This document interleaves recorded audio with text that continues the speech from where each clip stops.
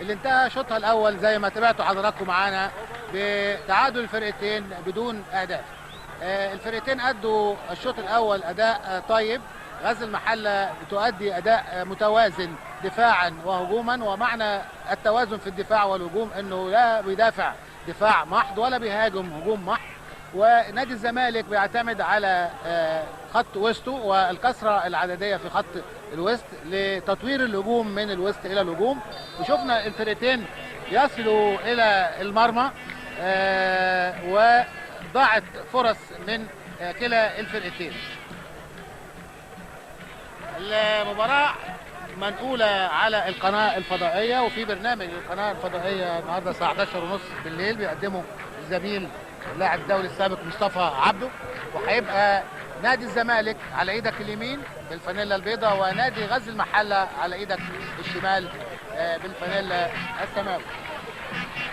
حقيقه مهندسي الوحده 11 قاموا بمجهود كبير جدا، وايضا الزميل شريف الزمر اللي بيوافينا اول باول باسماء اللاعبين والتغييرات اللي ممكن تحصل.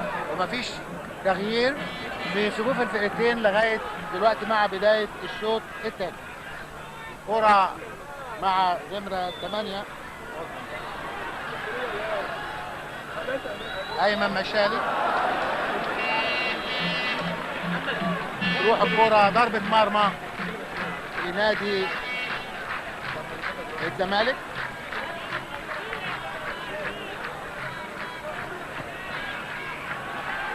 ماشي من ناحية اليمين حسين عبد اللطيف،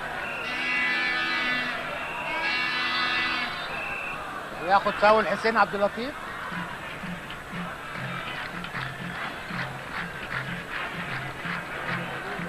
حسين عبد اللطيف ومعاه الشورى في الكادر وادي اسماعيل يوسف، وحسين عبد اللطيف يلعبها يطلعها دفاع المحله على طول. سعيد عبد العزيز،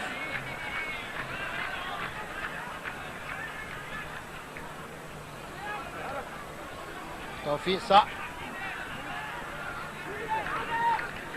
عادل ابراهيم، وعادل ابراهيم بيشوط شوطه حلوه شوطه حلوه صحصحت المدرجات. كوره جميله في اول دقيقتين. الاعاده اهي مره ثانيه هنستمتع بالشوطه فعلا. عادل ابراهيم من على بعد حوالي 37 يارده بيشوط شوطه اقل من يارده فوق العارضه. ضربه مرمى لنادي الزمالك. وكنت لسه بقول لزميل مصطفى عبده ان متوقع في الشوط الثاني يبقى فيه اهداف ان شاء الله. اتمنى ان يكون فيه اهداف في المباراه، لان يعني نتطلع الى ان احنا نشوف اهداف. الفرقتين وصلوا للجول. شفنا لعبه حازم امام وشوطه عبد العظيم الشورى، وادي رمي التماس لاشرف قاسم، لعبها عند حازم امام، وحازم امام خده في ظهره وبياخد فاول. بياخد فاول حازم امام لانه مسكه واعاق حركته وما خلوش يتحرك ناحيه الكوره.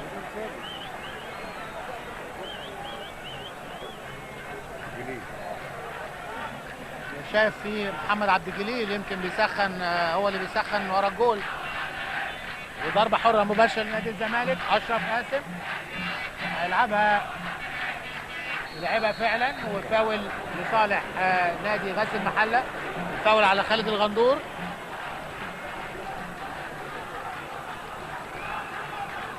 تتلعب الكره على طول مصطفى عبده الى ايمن مشالي وجنيدي. مصطفى عبده وايمن مشالي وجنيدي، الحقيقه ثلاثي خط وسط نشيط، وبيظهر لهم خالد عيد. وادي توفيق صقر ماشي بكوره وبيشوط شوطه اي حاجه تخبط برجل يحيى نبيل وتوصل الكره لخالد الغندور. وخالد الغندور عنده مساحه فاضيه يقدر يمشي فيها. خالد بيلعبها بكعبه لعصام مرعي، وعصام مرعي برضه عنده مساحه يقدر يتصرف فيها في الكوره. وبتتلعب الكره اماميه، مفيش حد متابع من الخلف او من خط الوسط للامام عشان يقدر يستفيد بالكوره والثرو التمريره اللي لعبها عصام مرعي. حسام عثمان، مدحت عبد الهادي بدماغه بيعليها مدحت، ومره ثانيه بيعلي الكوره ايمن مشالي. نادر السيد بيلعب لمدحت عبد الهادي، لأسامة نبيل، أشرف قاسم، ساحة وحازم إمام لوحده بيلعبها عرضية خطرة لأيمن منصور، وأيمن منصور تبعد عنه الكرة شوية وتبقى تضيق عليه الزاوية، وبيلعبها عرضية لكن بيطلع دفاع المحلة، وبشوطة حلوة برضو مركونة فيها كده يعني مفاجأة شوية لحارس المرمى.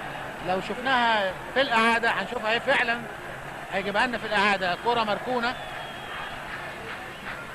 صعبة على حارس المرمى لأنها ممكن كانت تنط في أي وقت تخبط في أرضه وتعمل بند، لكن اترمى عليها حسام عثمان حارس المحلة وقدر ينقذ الموقف. إسماعيل يوسف مع الكورة مرة تانية، وفاول لصالح إسماعيل، ضربة حرة مباشرة لصالح إسماعيل يوسف. أشرف قاسم، حازم إمام، حسين عبد اللطيف، أسامة نبيل تتخطف من أسامة، وجنيدي بيلعبها لعصام مرعي، وفاول على أسامة نبيل.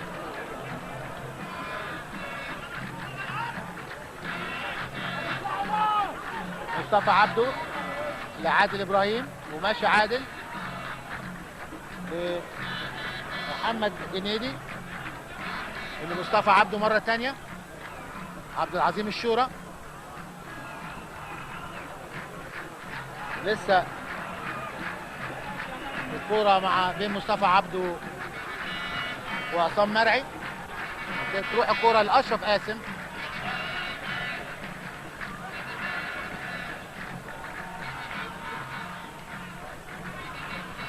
أيمن منصور، وفاول لصالح أيمن منصور.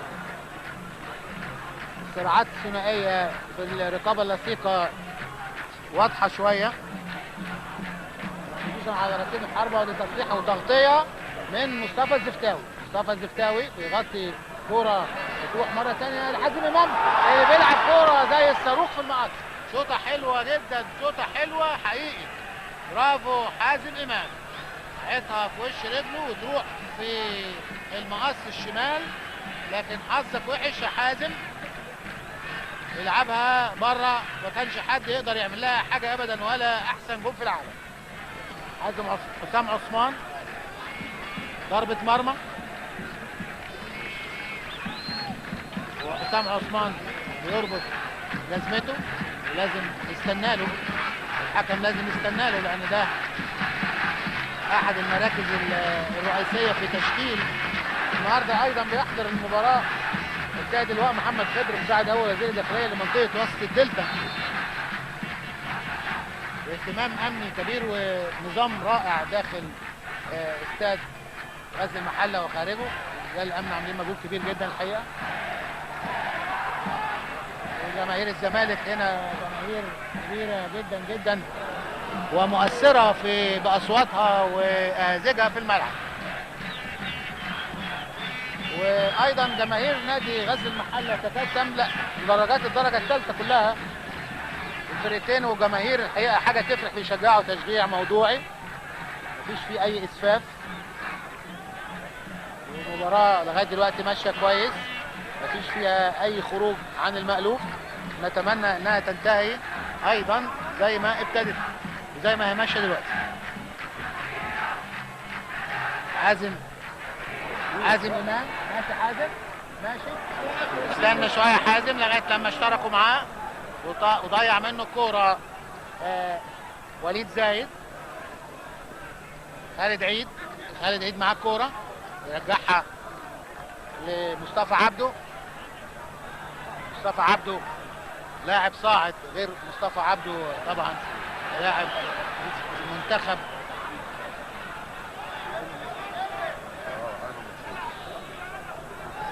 انا شايف عبد الجليل هنا بيجهزوه على الخط عشان يغير. هنشوف هينزل مكان مين. محمد عبد الجليل النهارده يمكن غير موفق شويه حازم امام، لكن لسه ما ظهرش مين اللي هيغير. حازم امام لعيب موهبه كبيره جدا، لكن النهارده غير موفق، يمكن مش لاقي حد يديله كور او يصنع له كور ويستفاد بخبرته بموهبته. قصدي لسه الخبره يعني قدامه شويه حازم عبال ما يكتسب الخبره، لكن هتيجي على ممر الايام وعلى مدى اشتراكه في المباراه وحصوله على الخبره اللازمه. لسه عبد الجليل بره الملعب والكره مع اشرف قاسم، وماشي اشرف يلعبها حلوه وياخدها حسين عبد اللطيف داخل منطقه الجزاء، وخالد الغندور بيلعب كره عرضيه خطره يطلعها على طول. وليد زايد بره، ضربه ركنيه لنادي الزمالك. ينتهوا للحكم حسن.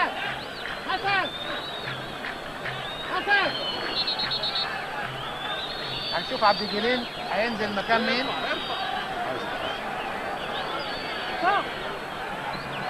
حازم امام فعلا هيطلع وهينزل مكانه محمد عبد الجليل رقم 14.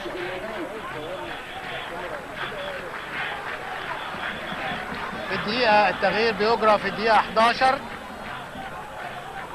من الشوط الثاني، على ساعة فتح 11 دقيقة من الشوط الثاني، وما تزال النتيجة التعادل 0-0. وادي عبد الجليل نازل اهو، والكورنر لصالح الزمالك، ضربة رأس من حسين عبد اللطيف تطلع بره، ضربة مرمى لنادي غزل المحله. حسام عثمان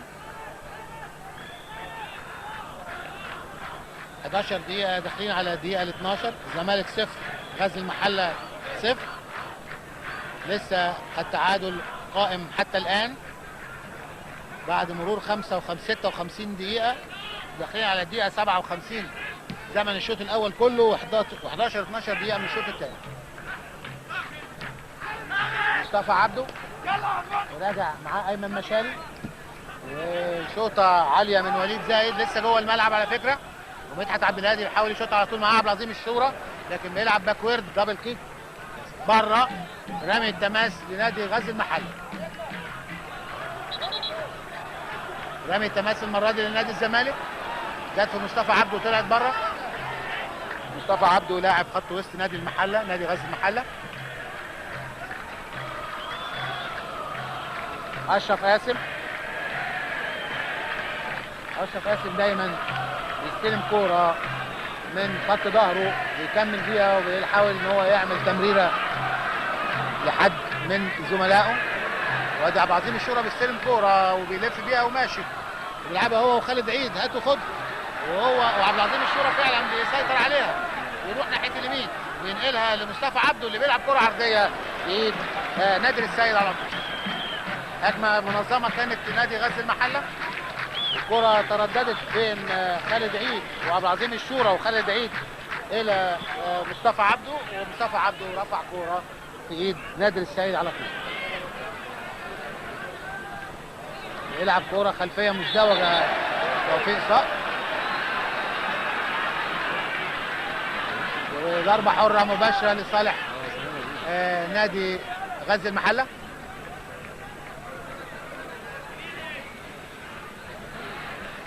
ايمن مشالي، ماشي ايمن وبيموه ايمن وبيرجع مرة تانية، بيرجع الكورة لمصطفى عبده. مصطفى عبده الاوفر برجله الشمال، مفيش حد من زمايله. اقرب لاعب للكورة حسين عبد اللطيف، وبيلعب كورة طويلة امامية حسين عبد اللطيف عند ايمن منصور لعبد الجليل لايمن منصور، منقولة حلوة.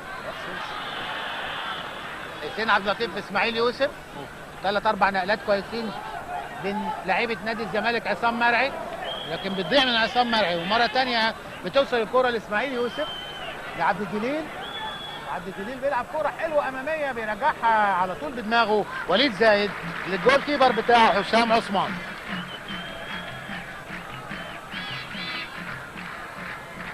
حسام عثمان يلعب كرة عالية بتعدي بعد خط السنتر، وعبد العظيم الشورى بيلمسها بدماغه، والفاول لصالح غزل المحلة. عبد العظيم الشورى جنب الكرة، يا ترى هو اللي هيلعبها ولا هيسيبها؟ بصاها لمصطفى لايمن مشالي لعادل ابراهيم، وماشي عادل من ناحيه اليمين وبيلعب كرة عرضيه ويمسكها نادر السيد على مرتين، لان كان في يحيى نبيل. هنشوفها في الاعاده اهي. حسين عبد اللطيف، لا يحيى نبيل فعلا. يحيى نبيل كان حاطط رجله في الكوره وقلشت من رجله وراحت، ربنا ستر وراحت لنادر السيد في ايده.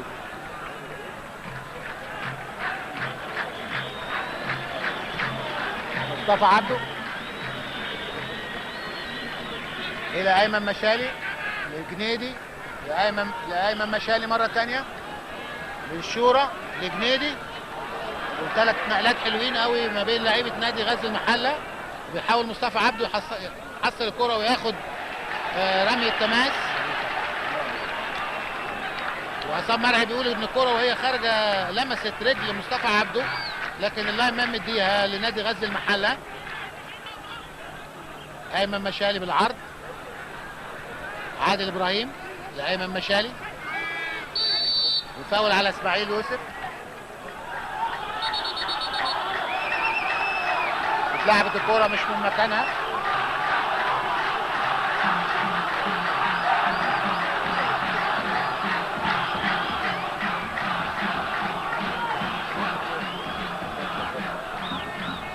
يظهر الحكم الدولي حسن علي شاف ان في حد من الجهاز الفني لنادي الزمالك قايم مساب مكانه بعيد عن المنطقه الفنيه اللي مسموح له. هذا احمد رفعت فعلا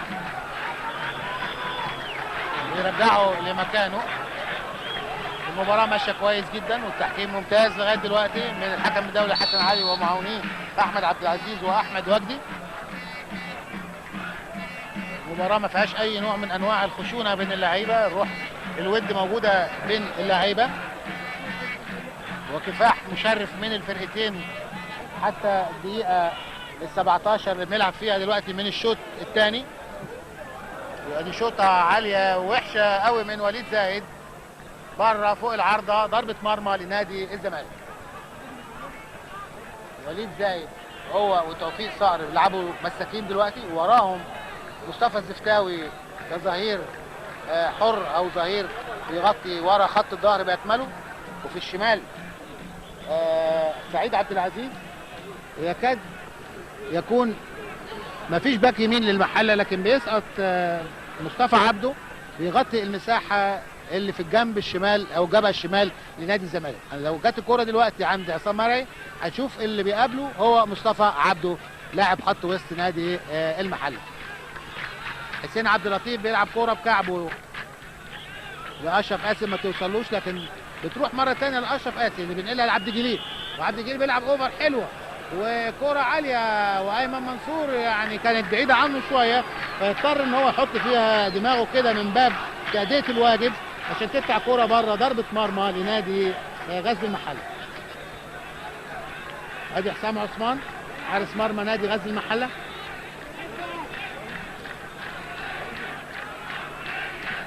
مصطفى الزفتاوي بيلعب ضربه المرمى بدماغه عصام مرعي، وتوفيق صقر بيقلب كوره بره الملعب. رمي التماس لنادي الزمالك هيلعبها. انت شايف عفة نصار موجود على الخط، هينزل مكان اسامه نبيل. عفة نصار مكان اسامه نبيل. عفة نصار الحقيقه يجي يغير خطوه من عندك من اللعيبه اللي بيتمتعوا بمقدره تكتيكيه كبيره جدا في الملعب، وممكن اي مدرب يبني عليه خطه. من اللعيبه اللي بينفذوا كويس جدا في الملعب عفة نصار، ووجوده او عودته لصفوف نادي الزمالك مكسب كبير جدا لنادي الزمالك. كرة مع يحيى نبيل يلعبها لعفة نصار اللي لسه نازل، اول كرة بيلمسها عفة نصار، يلعبها حلوة لعبد الجليل، تطول من عبد الجليل لكن لسه مع نادي الزمالك بتروح لأسامة ليحيى نبيل لإسماعيل لقاسم لأشرف قاسم لحسين عبد اللطيف، وحسين عبد اللطيف بيلعب كرة عرضية خطر بيترمي عليها حسام عثمان. برافو حسام عثمان، كرة من الكور الخطيرة جدا اللي بتتلعب في حلق المرمى وبتتنقل من الأطراف. هنشوفها مرة تانية اهي جايبها لنا الأستاذ إبراهيم مبارك المخرج، وبيمسكها حسام عثمان. يحيى نبيل بدماغه عالية بتروح لسعيد عبد العزيز الباك الشمال الى جنيدي لايمن مشالي لمصطفى عبده لعادل ابراهيم، تطول شويه من عادل ابراهيم لكن حصلها مره ثانيه وتروح لعادل ابراهيم بيشوط شوطه حلوه يخبط في العارضه وتطلع بره. مباراه حلوه جدا وفيها كوره وفيها شوط وفيها لعب، وفي الاعاده اهي هنشوف عادل ابراهيم وحاطط وش رجله صح ومظبوط، وبتمشي الكوره بتخبط في العارضه وتطلع بره ضربه مرمى. هجمه ثانيه لنادي الزمالك ناحيه الشمال رايح فيها عبد الجليل لكن بتطلع كوره بره رمي التماس لنادي الزمالك. وعلى ساعه فات 21 دقيقه ومستمتعين احنا قوي بالمباراه خلال ال 20 دقيقه دي، يمكن فاتت بسرعه كبيره جدا، وفي ضربه راس وفي صفاره فاول لصالح نادي غزل المحله.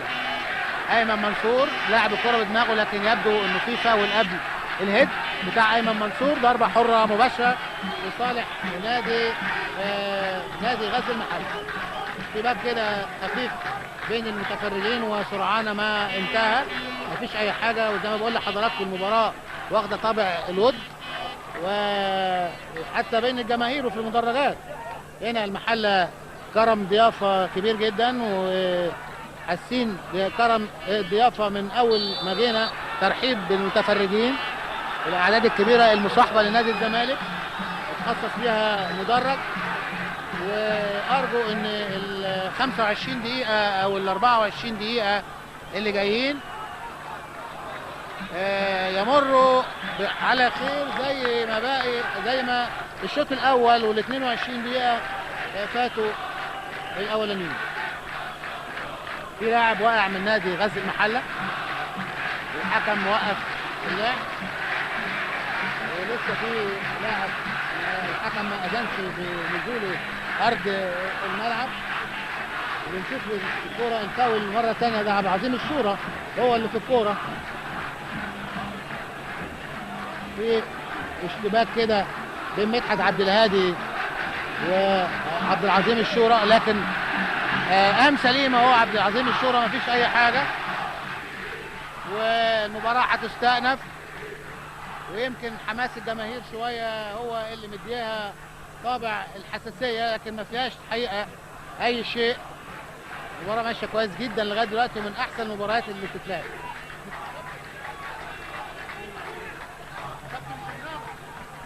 مدحت عبد الهادي خد انذار في الدقيقه 22 للخشونه. مدحت عبد الهادي بعد الكره اللي كانت مشتركه مع عبد العظيم الشورى، كره بيخلصها عصام مرعي وراح لها عبد العظيم الشورى، ولسه كره جوه الملعب بيطلعها عصام مرعي بره رمي التماس.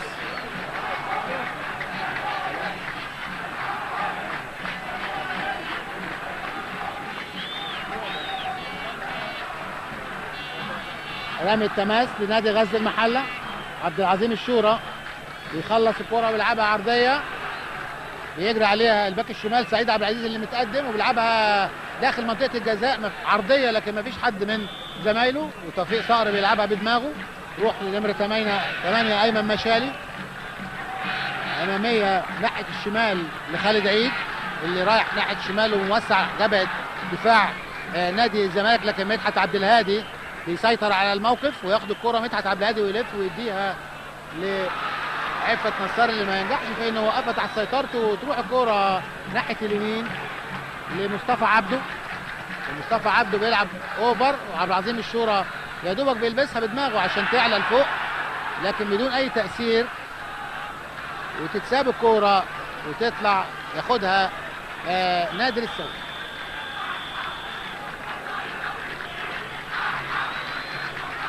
داخلين على الدقيقة 25 من الشوط الثاني وما تزال النتيجة التعادل 0-0.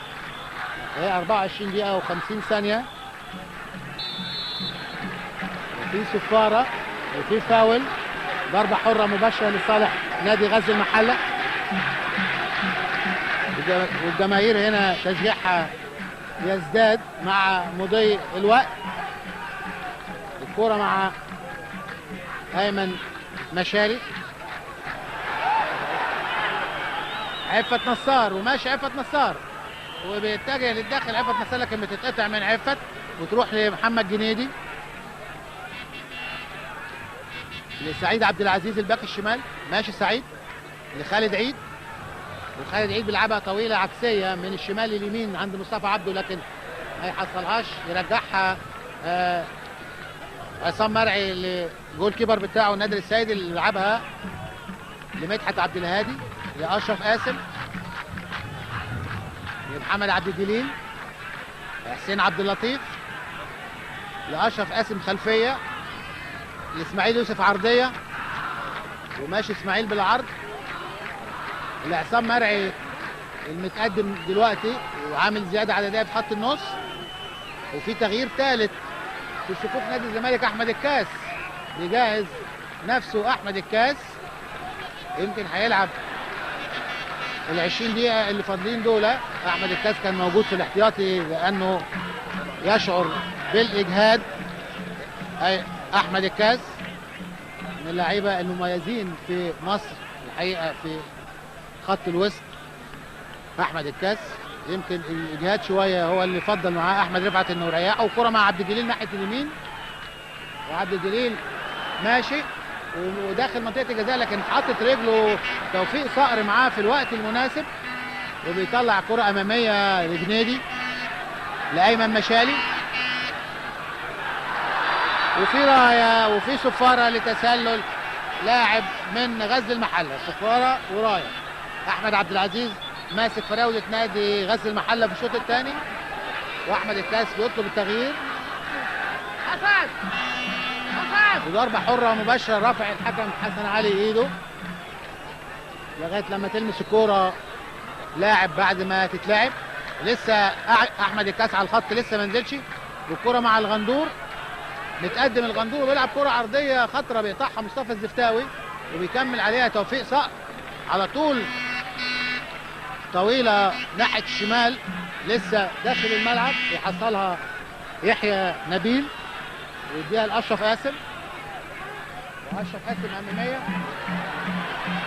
والحكم جنب الكورة وبيقول مفيش فيها أي حاجة، الاثنين لعيبة واقعين، خالد الغندور ووليد زايد،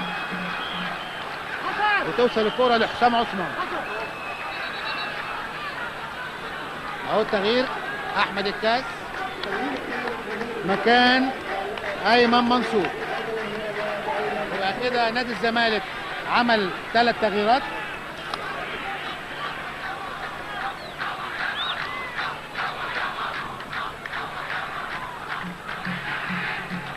ولغايه دلوقتي نادي غزل المحله ما عملش ولا تغيير. نادي الزمالك استنفذ 3 تغييرات بتوعه، خرج اسامه نبيه، وخرج حازم امام، وخرج ايمن منصور، والكوره مع الكاس وبتعلى الكوره ويحاول يلعبها بالعرض عفت نصار لكن تطلع بره. خرج اسامه نبيه وحازم امام وايمن منصور، ونزل مكانهم محمد عبد الجليل وعفت نصار واحمد الكاس.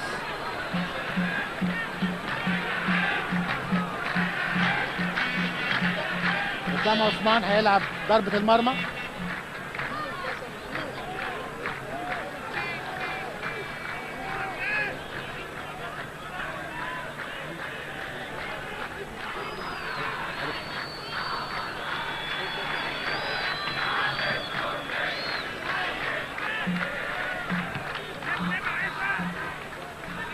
شايف برضو في صفوف في تغيير في صفوف نادي غزل المحله.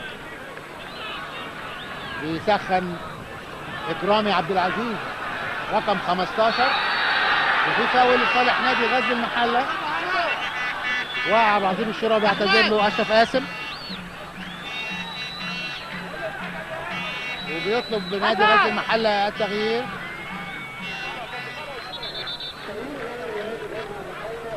اكرامي عبد العزيز نمره 15 مكان خالد عيد،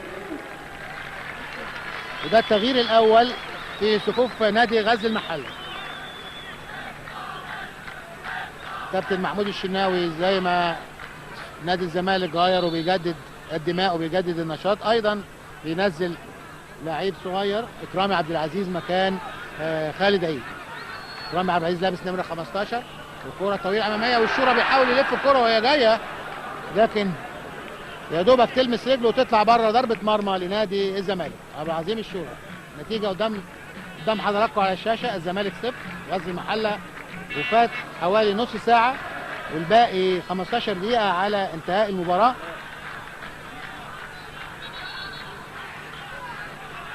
فريقين دلوقتي الدفاع كل منهم بيحرص، والزياده العدديه في الدفاع اكتر دلوقتي من الزياده العدديه في الوسط والهجوم.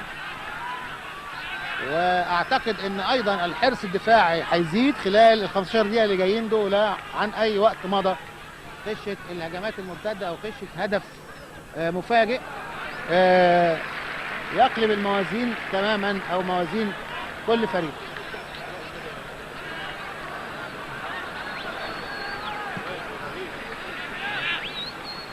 حسام عثمان بدماغه مدحت عبد الهادي، تعلى الكوره مره ثانيه. عبد الجليل يوقفها على وش رجله توقيفه حلوه كده من الحاجات الحرفانه، وياخدها عبد الجليل وماشي عبد الجليل وبيشوط شوطه بخارج رجله اليمين بره. ضربه مرمى لنادي غزل المحله.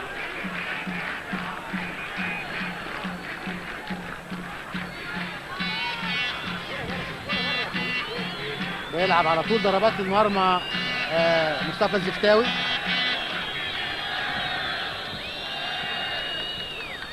يشوط شوطه طويله تعدي خط السنتر وتروح لعب عظيم الشورى. جنيدي بينقلها لمصطفى عبده.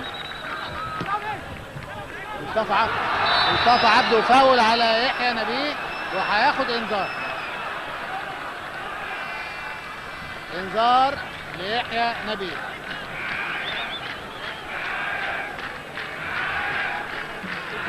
وفي انذار قبل كده لمدحت عبد الهادي.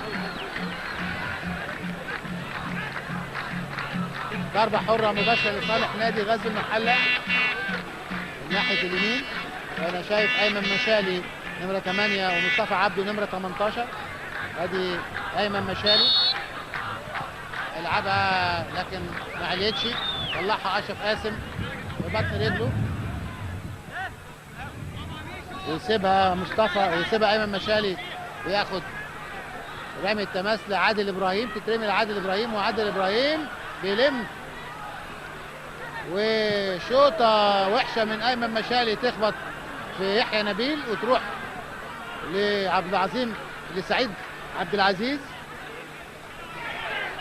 وخالد الغندور. نقله حلوه من احمد الكاس لمحمد عبد الجليل اللي لعبها ناحيه اليمين حلوه قوي لعفت نصار. جوه الجول احمد الكاس.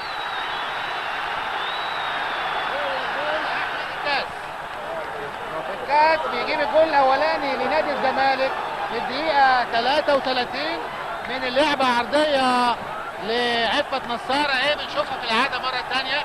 الكاس يحط فيها دماغه مركونه ركنه صعبه جدا، ما يقدرش حسام عثمان يعمل فيها اي حاجه.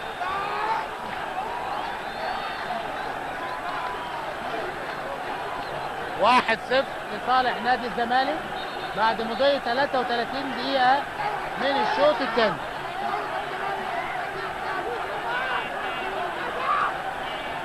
لسه بنشوفها مره ثالثه اهي، مركونه في حته صعبه جدا. احمد الكاس لاعب هايل، حطها بدماغه ملهاش حل، ما يقدرش الجول يعمل فيها اي حاجه، ولا حسام عثمان ولا اكتر من حسام عثمان ولا لو في جونين واقفين في الجول مش هيصد الكره دي. لكن طبعا ما ننساش مجهود عفت نصار، وبكده يبقى التغيير افاد نادي الزمالك، لان عبد الجليل وعفت نصار واحمد الكاس هم الثلاثه اللي صنعوا الهدف ده. كوره ابتدت من عبد الجليل لعفت نصار، ومن عفت نصار عرضيه لاحمد الكاس، واحمد الكاس بيحطها في جول. يعني الثلاثه اللي حصل بينهم التغيير اللي نزلوا هم اللي تقريبا احرزوا هدف اللي جابوا نادي الزمالك في الدقيقه 33. واحد نادي الزمالك، 0 غزل المحله، و35 دقيقه وباقي 10 دقائق. وادي الزمالك احمد الكاس اللي احرز له الهدف، والفاول لصالح نادي الزمالك.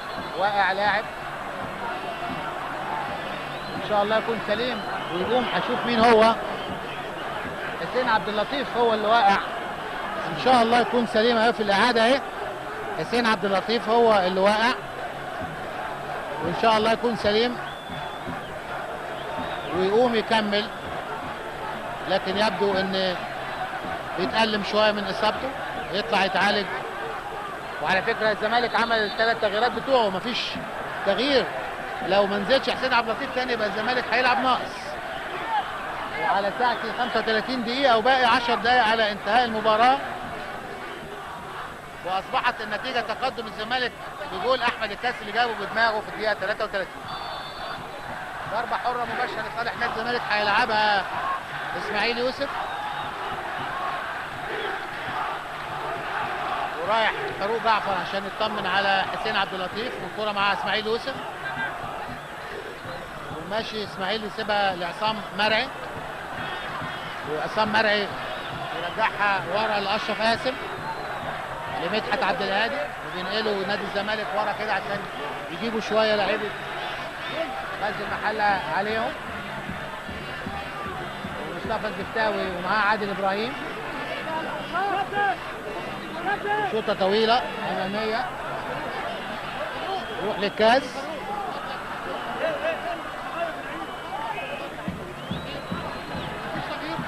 لوليد زايد، لعبد العظيم الشورى،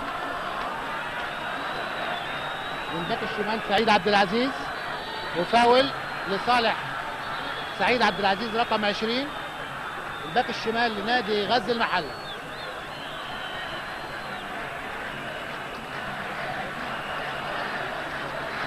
ضربه حره مباشره لصالح نادي الزمالك، لصالح نادي غزل المحله عفوا، وبتتلعب عاليه، وفاول ورايه وصفاره لوجود تسلل. اوف سايد، اوف سايد. وادي احمد رفعت وفاروق جعفر داخل، والكاس وعفت نصار عملوا شغل جامد قوي في الشوط الثاني مع بعض. 44 دقيقه والكره مع احمد الكاس، عبد الجليل وعفت نصار ثلاثي النهارده في ال 20 دقيقه اللي لعبوهم، قدر يقلب مجريات اللعب.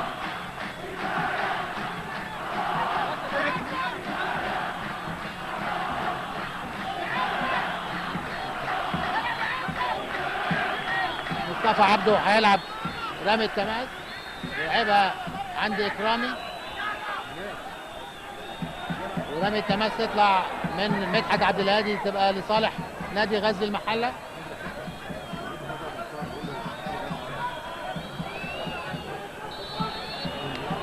مباراة قوية من الفرقتين، بذلوا فيها الحقيقة الفرقتين مجهود طيب جدا، وانا بحيي جهود نادي المحلة النهاردة وصمودها 33 دقيقة، لكن نادي الزمالك بمفاتيح لعبه وخبرة احمد الكاس وعفت نصار وعبد الجليل وخالد الغندور موجود في الملعب من الاول، ومعهم اسماعيل يوسف وباقي خط الدفاع، النهارده عاملين مباراه كويسه جدا جدا.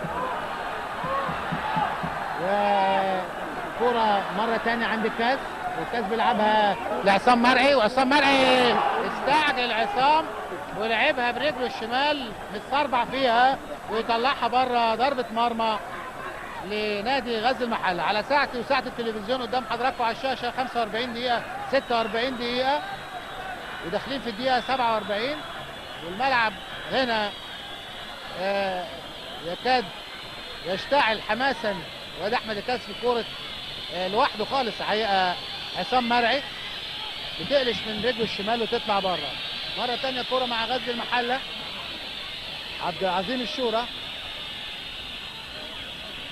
ولسه الكوره في الملعب لكن دلوقتي بتطلع بره. رمي التماس لصالح نادي غزل المحله. 46 دقيقه ونص ورمي التماس لنادي غزل المحله. مباراه ممتعه ولسه الكوره داخل منطقه جزاء نادي الزمالك، وبرافو نادر السيد ينقذ الموقف ويطلع كوره بره. ضربه ركنيه لصالح نادي غزل المحله. وادي فريق الزمالك باكمله راجع، ما فيش غير خالد الغندور هو اللي متقدم لوحده قدام، وايمن مشالي هيلعب الضربه الركنيه وطالع نادر السيد وماسك الكوره على طول وبيصفر الحكم الدولي حسن علي. لينتهي هذا اللقاء بفوز نادي الزمالك بهدف احرزه احمد الكاس في الدقيقه 33 من الشوط الثاني، وبكده يبقى رصيد نادي الزمالك يصعد الى 39 نقطه ويحتفظ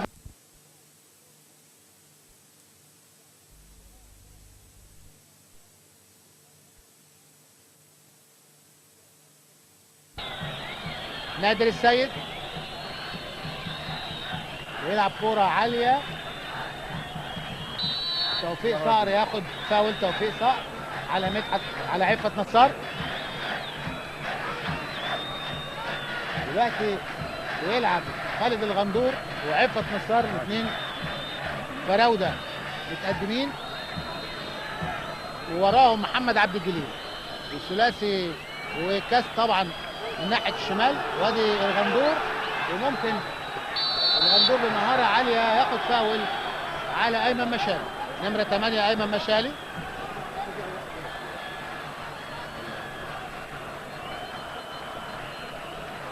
اشرف قاسم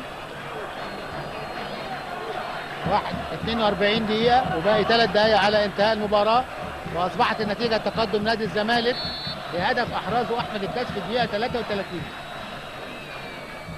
كوره اشرف قاسم بتوصل لغايه حسام عثمان وبيشوط حسام، بيسيبها حسين عبد اللطيف عشان ياخد رمي التماس في نادي الزمالك، يضيع فيها حوالي 15 20 ثانيه.